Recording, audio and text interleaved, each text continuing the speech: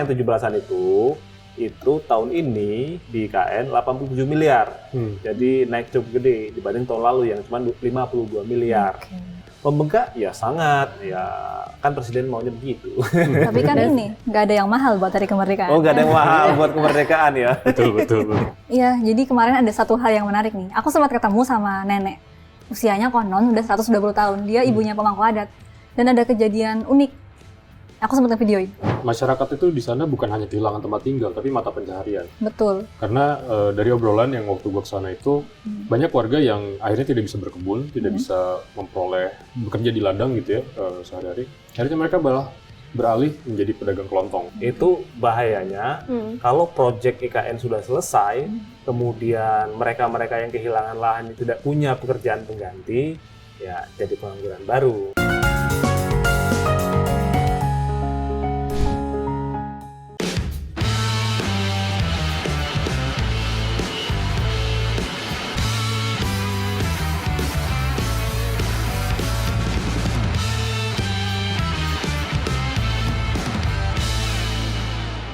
Vin, lu tahun ini diundang 17-an di istana nggak? Enggak. Kan tahun ini di IKN. Enggak diundang. Nggak diundang. Lu emang terakhir kapan 17-an di istana itu? Waktu itu 2018, waktu masih jadi wartawan istana. Liputan ya? Liputan. Tapi istananya Jakarta. Oh, istana Jakarta. Sekarang kan udah pindah. Tapi lu udah pernah ke IKN?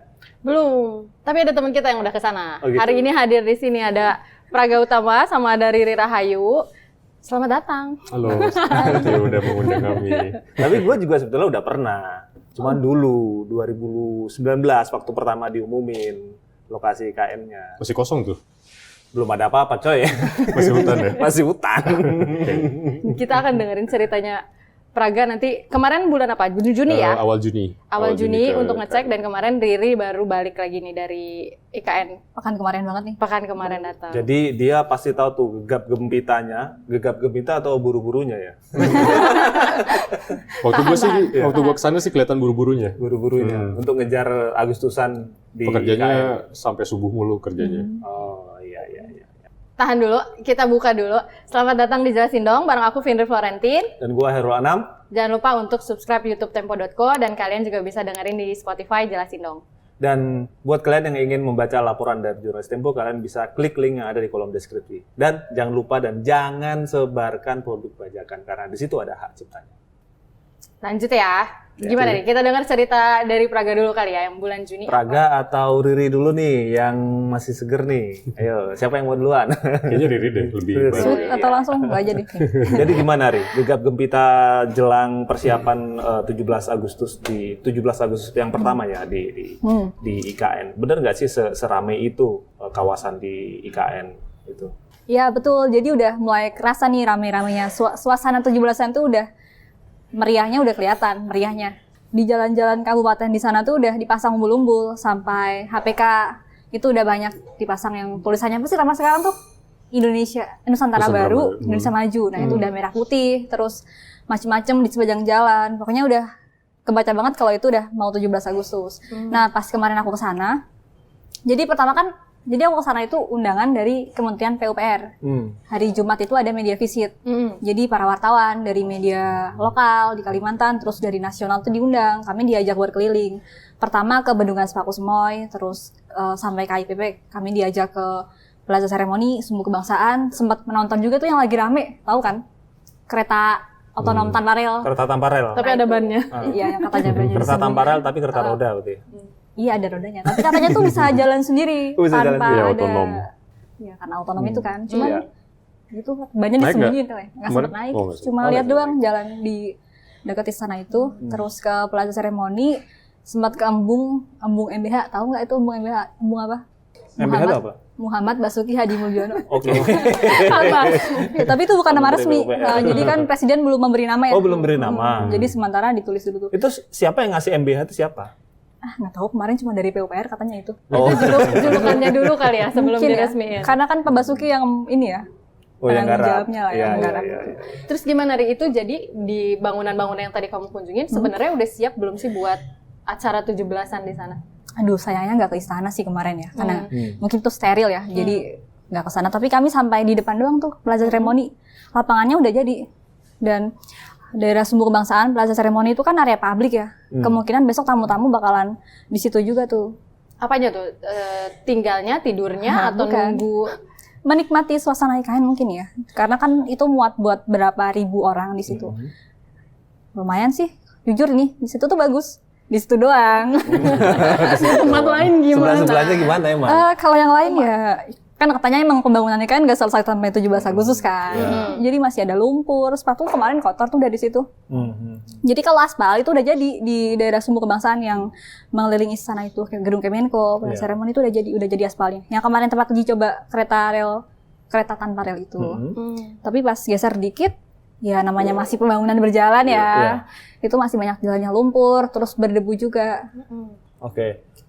Kemarin kabarnya lu juga sempat papasan sama menteri-menteri yang baru datang. Karena beberapa hari kemudian kan mereka akhirnya sidang kabinet kan di IKN yang perdana. Ya betul. Itu siapa aja yang lu papasin? Selain Menteri PUPR yang ngajak ke sana? Ya. Justru yang nggak ketemu Menteri PUPR. Oke. Cuma ke Satgas doang. Sama PLT Wakil Ketua Kepala Otorita Raja Juli ya. Oke. Terus udah Menteri-menterinya? Mobil-mobilnya mereka? Itu hari berikutnya. Oh, hari berikutnya. Jadi kan kunjungan yang media visit itu hari Jumat. Selesailah hari Jumat sehari doang. Bahkan sempat molor gitu sih. Jadi mungkin karena nggak bisa mengeksplor semuanya karena keterbatasan waktu ya. Jadi kami dari Balikpapan tuh sempat kejebak hujan sama macet. Banjir sampai jalan masuk tol itu. Iya. Bentar, masih banjir kemarin? Masih susah jalan? Itu pas mau masuk aja ya masuk tol. Tapi di IKN panas kan udah pakai pawang hujan sama modifikasi cuaca. Karena waktu Juni waktu gue kesana itu juga sama kejadiannya. Jadi gue udah nyampe di sana nih, udah masuk ke dalam, tapi mobil nggak bisa gerak lebih lanjut karena hujan. Ketika hujan akhirnya lumpur gitu. Kalau tadi cerita Riri, kayaknya sih kondisinya masih sama ya. Jadi waktu gue kesana, Vin, itu emang lagi di aspal tuh jalan Sumbu Kebangsaan. Jadi sebenarnya aksesnya terbatas. Tapi di sekitar itu, bahkan di belakang istana tuh masih berlumpur jalannya. Kemarin lihat nggak di belakang istana? Sempat. Masih kayak gitu kan, lumpur, masih ada. Yang jalan buat ke Embung itu? Itu masih. Aku sempat mendokumentasikan juga. Ya. Nah itu sebetulnya ketika pemerintah bilang mengebut IKN untuk 17 Agustus, itu karena lumpur itu jadi tersendat. Karena waktu gue kesana itu banyak truk yang ngantri untuk masuk ke sana. Logistik buat project. Ya, yang bawa beton, bawa besi-besi itu nggak bisa masuk gara-gara jalannya kayak gitu. Berarti kalau tadi cerita Riri masih kayak gitu ya sama berarti masih belum terlalu baik. Jadi sebetulnya di IKN ini yang sekarang area yang benar-benar siap untuk digunakan apa aja berarti? Tadi lapangan. Terus Plaza Seremoni. Karena area terbuka kan, bisa buat nongkrong di situ. Istana udah siap berarti ya? Konon katanya udah siap. Buktinya kemarin udah sidang kabinet tuh hari Senin. Terus perumahan menteri, kemudian ASN itu gimana kondisinya? Rumah menteri terakhir yang aku dapat informasinya 14 yang udah siap. Terus kalau rumah ASN, kalau nggak salah ada 12 tower yang udah. Kemarin aku sempat juga tuh ke rusun ASN 1. Itu belum selesai juga sih. Di bawah masih di lantai 1 masih dibangun kayak Indomart gitu-gitu. Masih ada. Tapi kan di stop juga kan hari tanggal 10 itu udah mulai berhenti karena mau 17-an. Jadi semua pembangunan dihentikan dulu tanggal 10 Agustus karena mau persiapan Agustusan upacara. Seminggu itu. Ngejar persiapan yang untuk proyek-proyek yang untuk 17-an berarti ya semuanya. Tapi rasanya itu memang problem juga ya. Karena waktu gue ke Juni kesana pun itu kan seremoni pemerintah tuh di sana sering ya. Kayak misalnya groundbreaking, kemudian misalnya kunjungan siapa. Setiap ada kunjungan atau groundbreaking, pasti ada area yang ditutup. Jadi gimana pemerintah mau mengebut pembangunan kalau misalnya ya direcokin lah istilahnya, belum selesai udah datang, ada area yang nggak bisa dimasukin. Karena waktu gue ke sana itu, harusnya kan ada 3 titik masuk nih ke area KIPP dari jalan utama. Itu Juni itu cuma 1 yang dibuka untuk masuk lalu lalang. Jadi kondisinya ya sangat macet di jalan utama itu, di kota kecamatan gitu. Jadi memang chaos ya kayaknya daerah Sepaku itu ya. Sampai sekarang, sampai kemarin masih kan? Kemarin, karena itu ya mungkin kan truk gede udah nggak boleh melintas kan, jadi lumayan agak longgar dikit. Debunya sih masih banyak, debu-debunya. Warung-warung masih banyak yang ditutup pakai plastik, itu kirain plastik. Masih kotor. Tapi yang soal tadi gegap gembita persiapan 17-an di IKN itu kelihatan nggak sih biaya yang besar dan segala macam itu kelihatan nggak Di lapangan di ya? lapangan itu? Kelihatan sih ya menurutku. Kan Yang juga kelihatan itu. pejabat bolak-balik ke sana kan. Heeh. Itu butuh berapa biaya itu bolak-balik Jakarta IKN. Terus yang kemarin sempat rame itu yang katanya sewa mobil berapa? Yang biaya sewanya sampai naik berkali lipat itu. Iya, kemarin gue sempat ke Balikpapan juga, terus ngobrol Lu kapan tuh? sama Ke Balikpapan? akhir pekan di waktu yang sama dengan Sama. Riri, tapi kita Oh, beda lokasi. Oke. Di waktu itu ngobrol sama drivernya yang nganterin ke beberapa lokasi, terus dia cerita kalau sekarang itu sewa mobil di Balikpapan udah nyampe 25 juta, khusus Alphard ya. Alphard. 25 juta dari normalnya 7 juta. Kenapa? Karena banyak banget pejabat yang akan datang ke IKN. Jadi pejabat kan bawa staff ya, sis. Jadi demand-nya terus naik. Tapi kayak pas gue tanya, Bapak gajinya naik juga nggak? Kata dia nggak. Bayaran sama driver tetap sama. Itu 25 juta untuk sewa pas di hari H 17 Agustus. Nggak hari H, tapi dari mulai sekarang ya persiapan. Pekan kemarin tuh dia bilang udah mulai naik 25 juta untuk Alphard doang. Jangankan itu, waktu Juni pun gue kesana kan sewa mobil juga ya. Dari harga normal sewa mobil minibus itu mungkin 750.000 lah, sudah dengan supir dan bensin, biaya tol juga. Tapi waktu itu gue harus menyewa mobil untuk satu hari itu 1,5 juta, artinya naik 2 kali lipat. Gitu. Dan ini sebenarnya sudah terjadi sejak lama kalau menurut driver yang nganterin gitu, karena buat warga Balikpapan sendiri keberadaan proyek IKN ini jadi berkah lah buat mereka, karena tadi permintaan supir banyak, driver banyak, mobil banyak. Isi money lah ya, Mo, ya. Betul, happy mereka di sana. Happy mereka di sana.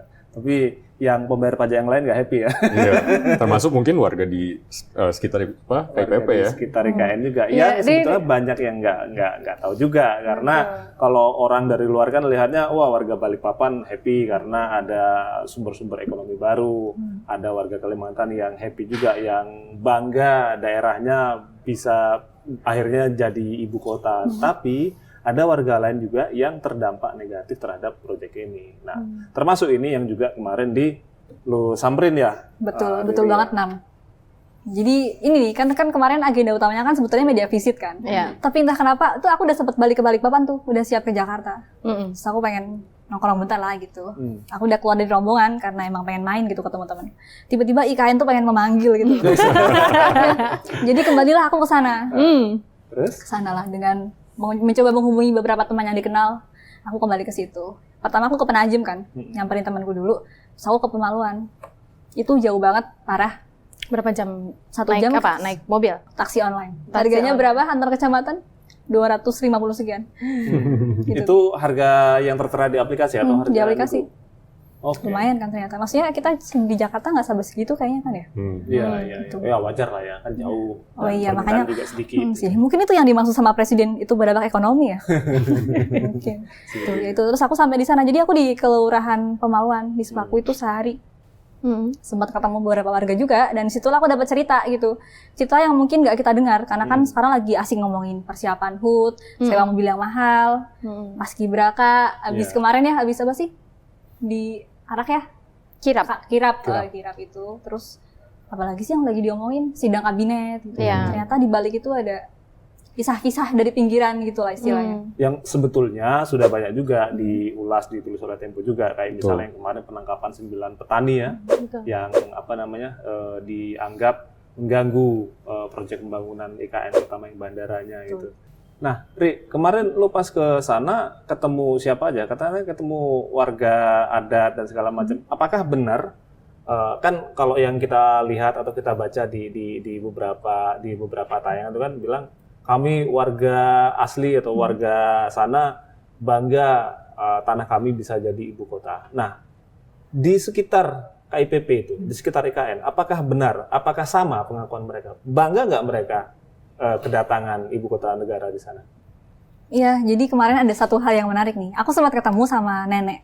Usianya konon udah 120 tahun. Dia ibunya pemangku adat. Dan ada kejadian unik. Aku sempat ngevideoin. Iya. Siapa yang marah lapar nih? Jadi itu Pak RT bukan dalam arti Orang ini terlalu Iya, di sini itulah. apa pemeluan nih. bukan berarti dia itu kurang makan. Karena kalau Orang kita kampung sini pemeluannya dicapaknya betul. sudah memberi makan baik pun Nggak dikasih makan. Rame percuma. saat sini. Tapi yang dimaksudkan itu orang yang di dalam yang mempunyai kampung ini adalah artinya Coba para kamu halus lapar. tadi. Nggak marah kak kamu? Nggak ngomel kak? Perut lapar. Roh-roh leluhur. Nah inilah yang dia katakan dia lapar. Lama-lama ini kampung kemudian ini sudah rusak segala rumah-rumah di atas. Nah, jadi kan sebelum berkeliling itu aku kan ketemu sama Pak RT, sama pemangku adat, diceritain lah itu kronologi kejadian konflik dari perusahaan sampai ada IKN datang itu. Kalau mereka sih sebetulnya nggak bangga, tapi yang ada di menolak kan nggak mungkin gitu. Jadi dia cuma bilang, pada situ bilang silakan bangun IKN, tapi tolong kami diberi hak-haknya, maksudnya jangan dirampas gitu. Nah kemarin karena kejadiannya seperti itu banyak berkonflik, roh leluhurnya marah. Itulah yang kemudian berpesan lewat si nenek setiman itu. Konon yang ngomong itu roh leluhur lewat si nenek tadi. Betul. Karena kan itu bukan dia yang ngomong ya. Jadi pas kemudian dia sadar, itu kayak diantar pakai membakar kayu gitu loh. Jadi situ kan suku Pasir Balik gitu. Itu juga aku baru tahu ternyata ada masyarakat adat yang benar-benar ada gitu. Nah kurang lebih pesannya seperti ini. Ini diterjemahin sama si pemangku adat ya. Intinya nenek ini cuma berpesan harusnya ketika mau membuka lahan, mau menggunakan lahan di Pemaluan itu mereka harus izin, harus ada ritual-ritual adat.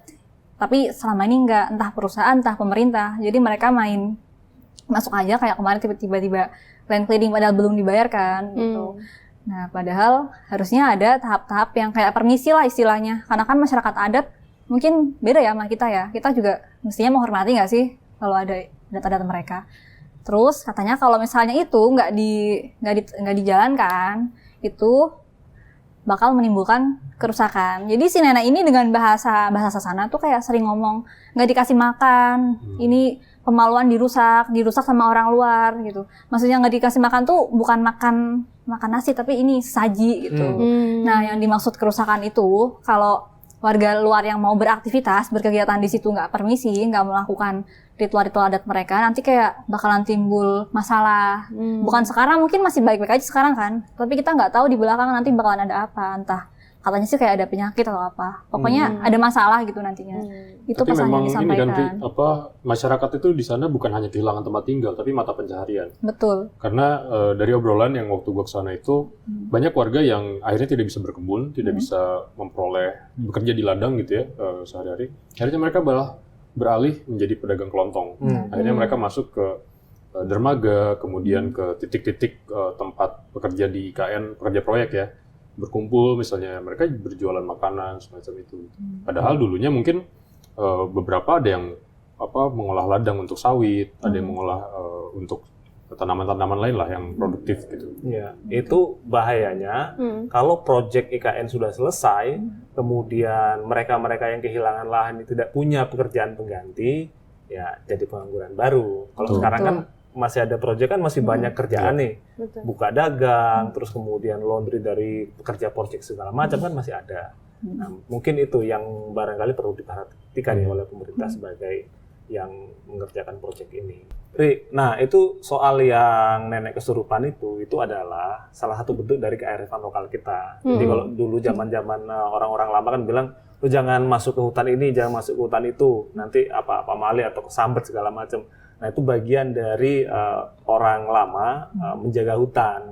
Nah, kalau diartikan di dunia modern untuk beroperasi, membangun infrastruktur dan lain sebagainya itu harus berkelanjutan. Jadi misalnya memegang prinsip-prinsip ESG, lingkungan, sosial dan tata laksana. Kalau lu misalnya membangunnya tidak menggunakan prinsip itu, ya jangan harap investor-investor gede itu mau masuk ke situ. Benar. Ini kabar terbaru ya, maksudnya menjelang sidang kabinet sama 17-an yang kayaknya pemerintah mengeluarkan duit banyak, terus punya euforia ya, kebanggaan nggak sih? Pemerintah merasa bangga karena punya ibu kota baru. Kan yang kemarin katanya istananya kan bau kolonial gitu kan. Itu ya udah terus. Tapi aku ketemu sih beberapa warga di sana di Pemaluan. Jadi di Pemaluan itu ada proyek tol seksi 6A sama 6B. Itu ternyata lahan yang dibutuhkan buat bangun jalan itu adalah kebun-kebun warga, kebun sawit sama tapi di situ juga ada tanaman lain kayak pisang, macam-macam lah gitu. Aku ketemu satu warga yang kena di tol seksi 6A. Lahannya kena imbas dari pembangunan tol itu. Udah di land clearing juga, tapi belum dibayar. Belum dibayar? Bisa ya? Bisa gitu. Katanya sih dibayarnya nanti. Oke. Tapi ada yang dibayar. Jadi total yang dia kena 7.000 meter persegi. Oke, lahannya dia 7.000 meter persegi. Lahan sawit. Terus dia baru dibayar 3 juta. 3 juta? Ya, kalau misalnya dihargai semeter persegi itu berapa? 300.000, ya baru 10 meter persegi dari 7.000. Katanya sih, kata dia, Kata siapa nih? kata si Yang namanya warga Alfian, warga situ, Oke. warga Pemaluan. Dia bilang pemerintah dari PUPR nanti bakal membayar, tapi mereka mau izin dulu buat masuk karena proyeknya belum bisa jalan. Oke. Sementara kan pemerintah harus segera membangun tol ya, karena itu penting buat memangkas waktu tempuh dari Balikpapan ke IKN. Katanya nanti, terus aku tanya dong, nanti kapan dijelasin nggak Pak? Gitu. Enggak, tapi katanya nanti. Nggak ada keterangan nantinya itu tanggal berapa, bulan apa, tahun berapa, nggak ada. Bahkan nggak ada perjanjian di atas kertas, cuma nanti. Tapi harga 300.000 itu siapa yang nentuin? Pemerintah kan sering bilang kan itu katanya sosialisasi. Iya. Itu versi pemerintah, ya sah-sah aja ya mereka mau ngeklaim itu sosialisasi. Tapi kalau dari masyarakat mereka nggak merasa kalau itu sosialisasi, bahkan nggak merasa dengan bahasa pemerintah itu ganti untung. Enggak, karena begitu pemerintah tim terpadu kalau nggak salah namanya itu, mereka datang yang katanya sosialisasi itu udah punya berkas. Itu di situ udah ada harga yang bakalan dibayar sama tanda tangan. Kalau masyarakat nggak setuju, mereka disuruh ke pengadilan. Masyarakat nggak mau. Konsinyasi itu. Jadi, Itu bukan di kasus jalan tol aja kan, Ri? Karena waktu Juni gue kesana pun, gue janjian tuh sebenarnya sama beberapa warga untuk ngobrol ya. Iya. Cuman, waduh mas, bentrok nih waktunya karena kami mau demo. Jadi mereka warga yang terdampak oleh pembangunan Intek Spakus Moy untuk air bersih ya. Jadi ada 2 proyek infrastruktur air. Yang satu bendungan itu jaraknya agak jauh lah, 50 km sekitar 50 km dari KIPP. Nah kalau Intek ini bentuknya jadi kayak semacam dam. Itu fungsinya untuk mengalirkan air sungai untuk diolah jadi air minum. Itu jaraknya mungkin sekitar 15 kilo lah dari KIPP. Itu sebetulnya aliran sungai, tapi kemudian diperlebar dan kelihatan jelas waktu gue kesana itu banyak bekas-bekas rumah yang tergusur gitu segala macam. Nah, cocok dengan cerita Riri bahwa warga demo waktu itu juga karena itu menuntut haknya yang belum jelas. Jadi mereka sudah digusur duluan tanpa tahu kejelasan mereka bakal dapat ganti rugi berapa gitu. Tapi kenapa masyarakatnya tuh nggak mau untuk misalnya pergi ke pengadilan gitu, menuntut haknya dia? ya, pertama masyarakat itu nggak terlalu paham ya soal pengadilan. Yang kedua, kalau ke pengadilan mereka tahu harus butuh pengacara, butuh biaya juga buat ke sana kan lokasinya jauh ya. Yang keempat, mereka udah tahu itu belum tentu sekali jalan langsung beres. Jadi kayak dan nggak menjamin kan mereka bakalan bisa dapat sesuai yang mereka ini. Jadi akhirnya mereka pasrah. Lebih tepatnya kayak terpaksa gitu, bukan mereka menyetujui gitu. Jadi nggak pernah ada sosialisasi, nggak ada negosiasi. Pokoknya istilahnya kayak ya udah mau nggak mau harus menerima gitu. Apalagi mungkin atas nama ini kan juga ya pembangunan untuk kepentingan publik. Ya, itu ada undang-undangnya tuh. Jadi kalau pemerintah mau ada proyek apa untuk kepentingan publik, tidak ada pilihan bagi warga yang punya tanah untuk melepas dengan harga yang sebetulnya udah ada formulanya. Tapi ya balik lagi, biasanya kalau harga ini kan kadang tidak tidak sesuai dengan harapan dari si pemilik tanah. Kalau misalnya mereka dianggap kemurahan gitu, ya udah sama pemerintah, ya udah ketemu di konsinyasi pengadilan aja gitu kan. Itu ada undang-undang yang membuat memang secara kalau dari kacamata pemerintah, dari kacamata proyek infrastruktur itu mempercepat infrastruktur. Tapi dari kacamata keadilan rakyat itu sangat-sangat jauh dari. Dan ini nggak hanya di IKN, di banyak proyek yang di Jogja itu proyek bandara yang di Kulon Progo, terus di proyek-proyek lain. Nah di IKN, ini pasti banyak nih karena selain proyeknya besar. Timeline-nya kan juga dipercepat, pasti akan kejadian seperti itu. Tapi sebenarnya kalau untuk masyarakat konfliknya tuh jauh, setauku ya, sejauh sebelum ada IKN nggak sih? Karena sebelumnya ada perusahaannya punya keluarga Prabowo kan di situ, mereka ada konflik. Ini masyarakat yang sama yang kamu temuin yang berkonflik itu atau beda lagi? Sama. Jadi di situ kan di Pemaluan, kalau dari cerita pemangku adat ya, aku ketemu kemarin, itu udah dari tahun 80-an sampai sekarang nggak pernah selesai. Nah bahkan dia bilang gini, bahkan dari perusahaan belum selesai, sekarang ketambah ke IKN gitu. Dan mereka cuma bisa pasrah gitu. Ini kan juga masalah kepemilikan tanah, gimana ya, agak rumit ya, kan cara-cara pemerintah agak gimana ya? Soal warga kemarin yang dia belum dibayar itu katanya karena itu ADP, aset dalam penguasaan otorita. Jadi entahlah akan dibayar atau enggak. Sebenarnya dia kayak udah agak pesimis bakal dibayar karena menurut si pengakuan bapaknya itu kalau emang pemerintah niat membayar pasti udah bakalan dibayar dari kemarin. Itu udah hampir setahun katanya dari sejak mengukur, sejak kesepakatan tanda tangan itu. Dan yang bikin akhirnya mereka setuju karena mereka nggak boleh ada pendampingan sama sekali. Jadi mereka dipanggil nih yang lahannya kena, nanti satu dipanggil bareng rame-rame di jam yang sama gitu, jadwalnya hari yang sama. Terus untuk tanda tangan itu hanya face to face dari satu tim, satu petugas ke warga satu. Jadi warga kayak mungkin udah nggak punya waktu buat berpikir ya. Jadi dulu berkonflik lahan dengan perusahaan, sekarang dengan pemerintah. Itu tadi nyinggung perusahaannya Prabowo. Nah itu ada dua sebetulnya perusahaan di situ kan yang di sekitar IKN itu sama-sama ICI, International Timber Corporation Indonesia. ICI-nya satu ICI Hutani Manunggal yang punyanya Sukanto Tanoto, yang kedua ICI Kartika Utama punyanya Hasim Dikusumo dari Arsari Group, adiknya Prabowo. Nah, lahan yang dipakai oleh IKN itu lahannya ICI Hutani Manunggal. Betul, IHM. Sementara yang tidak kepakai itu yang ICI Kartika Utama itu. Itu mereka dulu berkonfliknya dengan dua perusahaan ini untuk urusan lahan ya. Betul. Mungkin itu yang bikin pesimis, yang ngelawan swasta aja nggak bisa, apalagi negara ya. Gitu. Kayak mungkin emang bener ya rakyat selalu kalah.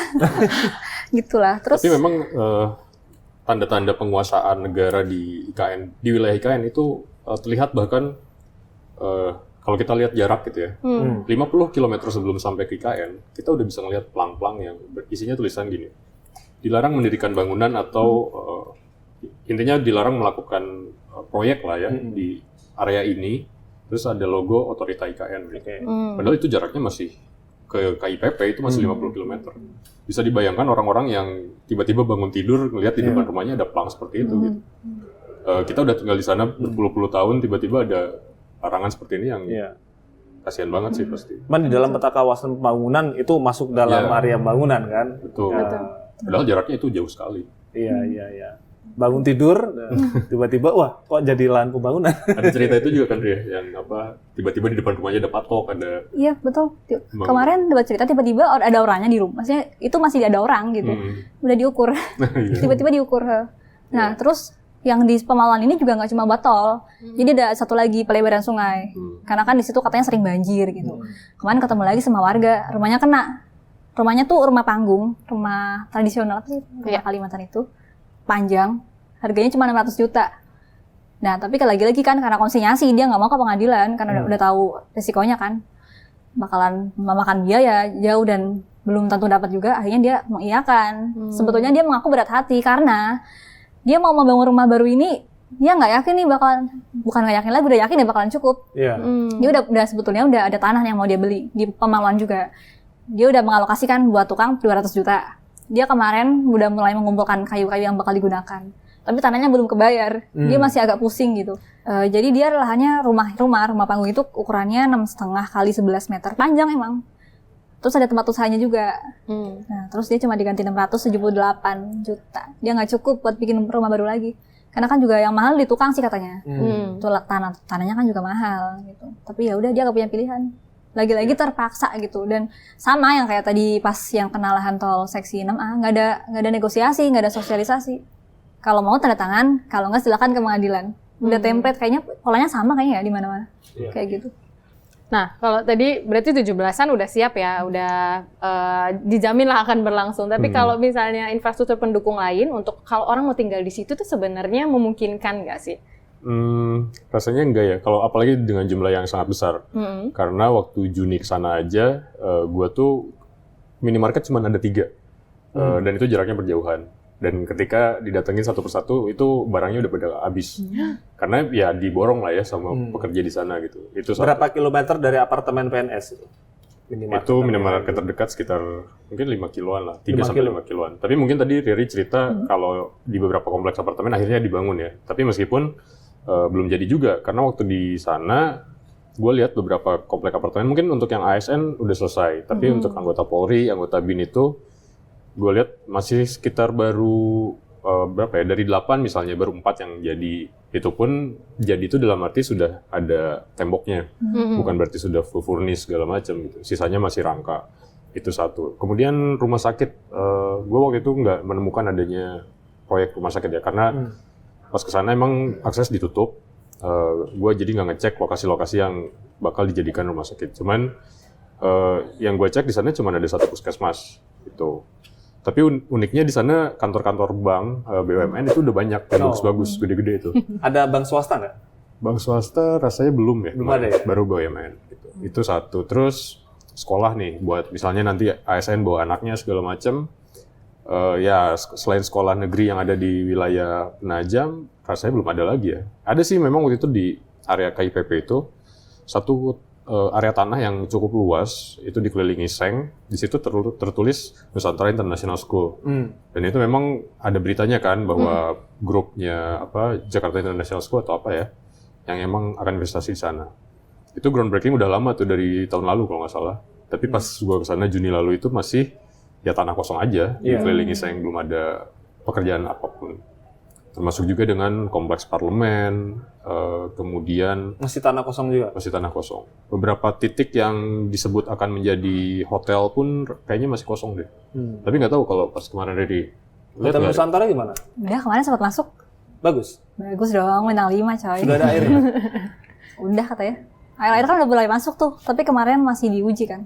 Karena kemarin baru diuji mandiri sama PUPR kan, harus ada pihak ketiga dong, masa menguji diri sendiri. Tahu nggak harganya berapa tuh? Berapa? Semalam di Hotel Nusantara. Mulai dari 2,2 2,2 juta. Itu yang kamar biasa. Semalam di Nusantara ya? Yang residential suite itu mulai dari 20 juta. 20. Itu harganya dinamis, tergantung season juga katanya. Targetnya itu emang bukan kita kayaknya deh. Targetnya itu ini dari pemerintah sama investor katanya. Kita kalau sekarang nginep di rumah warga aja. Itu sih aku kemarin. Itu nanti berarti tamu-tamu yang 17-an nginep di situ di Hotel Nusantara. Oh enggak, kalau tamu tapi itu katanya digunakan kan. Cuman terakhir dari update dari PUPR, beberapa peserta itu bakalan tidur di Balikpapan. Betul, sebagian bakal di Balikpapan. Tapi kalau untuk petugas itu sebagian bakalan menggunakan rusun, terus gedung Kemenko itu kan juga belum jadi, tapi ada beberapa lantai yang udah bakal difungsionalkan untuk itu. Iya, tapi kan emang di KIPP sendiri sudah ada beberapa bangunan yang sudah siap huni ya. Salah satunya seperti rumah susun untuk Pas Pampres. Mungkin itu akan difungsikan untuk 17 Agustus juga ya nanti ya.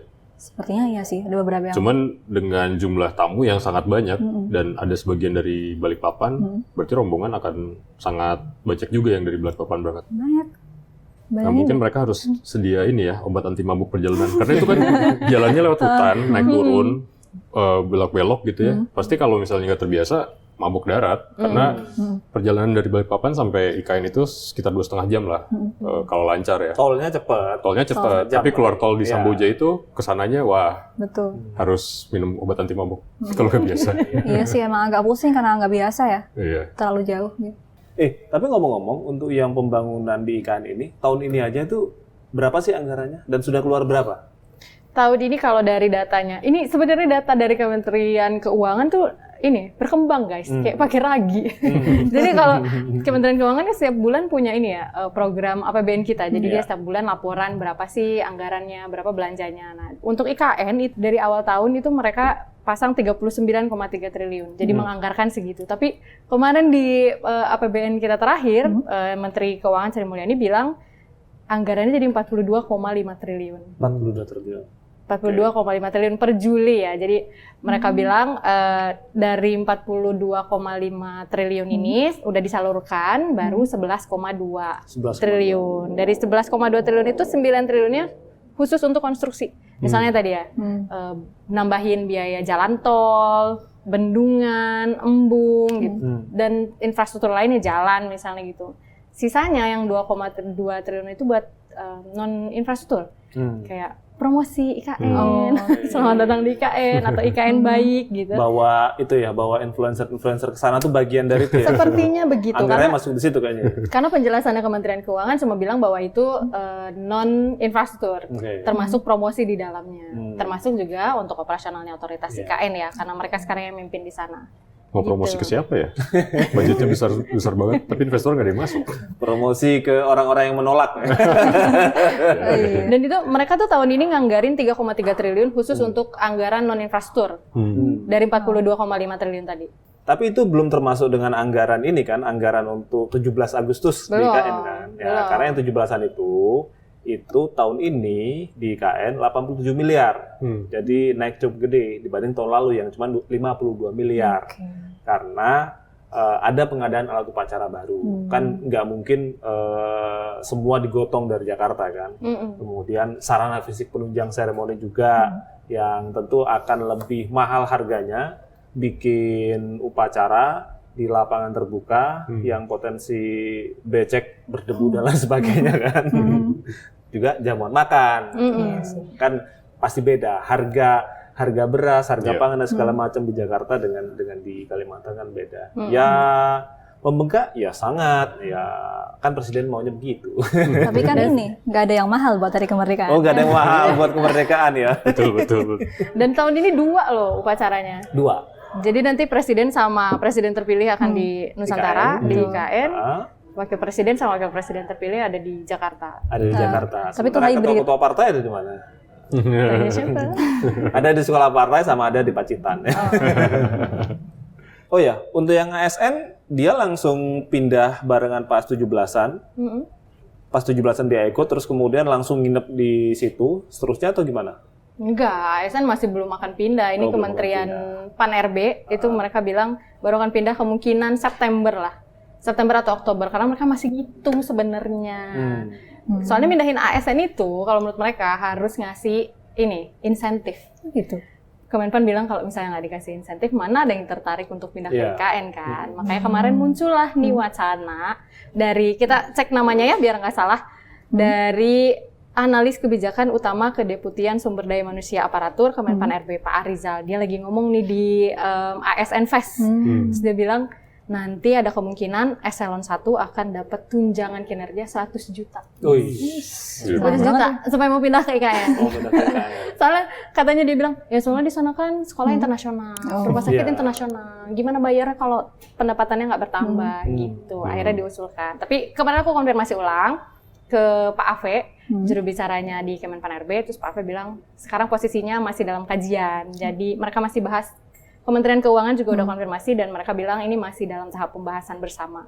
Karena kemarin aku nanya dong, kalau eselon 1 100 juta, eselon 2 sama ASN biasa dapat berapa nih gitu. Tapi sampai sekarang belum ada kepastian dan mereka juga masih ngitung sebenarnya kalau mau mindahin itu berapa banyak sih yang harus dibawa ke ASN. Karena rencananya kan dari menara hunian itu harusnya itu setiap kamar untuk eselon 1 orang. Tapi di bawahnya itu tinggal bareng, pakai roommate. Nah, ternyata kemarin Presiden Jokowi minta pokoknya 1 unit, 1 orang.